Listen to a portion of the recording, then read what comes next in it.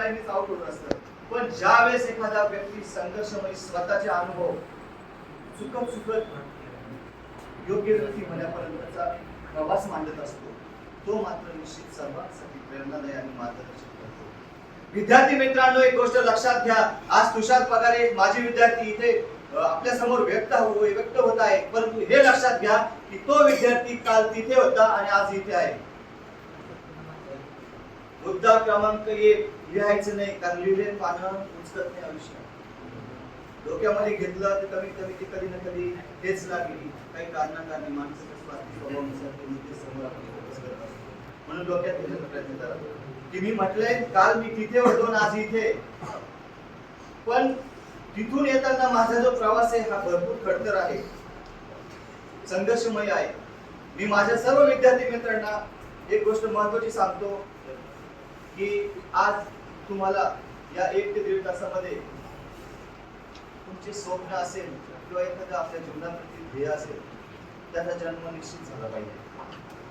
तुम्ही ज्या ट्रेडमध्ये आहात, ज्या ट्रेडमध्ये असताना तुम्हाला भविष्यात अप्रेंटिस साठी प्लेसमेंट असेल, योग्य जॉब साठी प्लेसमेंट असेल, हे भेटणारच आहे. आतापर्यंत प्रत्येक विद्यार्थ्याने आयटीआय मध्ये ऍडमिशन घेताना मला अमुक मित्राने सांगितलं की मी इथे जॉबला लागलो, मी या ट्रेडचं ऍडमिशन घ्यावं. बरोबर, मला इथे अमुक कॉलेजला ऍडमिशन झालं नाही म्हणून पर्याय मी आयटीआयला आलो. It is not in practical way. म्हणजे काय झालं, मला सांगितलं तुम्ही आज आलात, प्रॉपर आलात, याबद्दल शंका नाही, मला कोणीतरी सांगितलं. पण मी ज्या दिशेने चाललोय तो मार्ग तो हे योग्य आहे का हे पण पटकळलं पाहिजे. हे आयुष्य कसं चाललंय आजच्या काळामध्ये, घेतलं ऍडमिशन, चाललंय म्हणून चाललं. या 5 वर्षामध्ये मी असंख्य विद्यार्थी अनेक प्रशिक्षण संस्थांमध्ये बघितले की आयटीआय झाल्यानंतर काहींनी अप्रेंटिस केली, काहींनी नाही केली. का रे बाबा, मला घरच्यांनीच पाठवलं नाही. कारण आयुष्यात सक्सेस व्हायचं असेल तर मुद्दा क्रमांक 2, आतापासून कारण देणं बंद करायचं. ज्याला कारण देण्याची सवय असते, से टू सेल्फ, स्वतःला कारण द्यायचे नाही.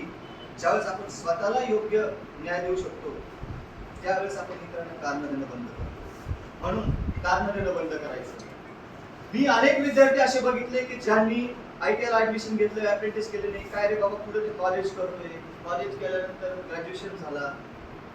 मग आज सरांनी म्हटल्याप्रमाणे आज उपस्थित राहिलेली गंभीर परिस्थिती, एक छोटंसं उदाहरण जर तुम्हाला द्यायचं ठरलं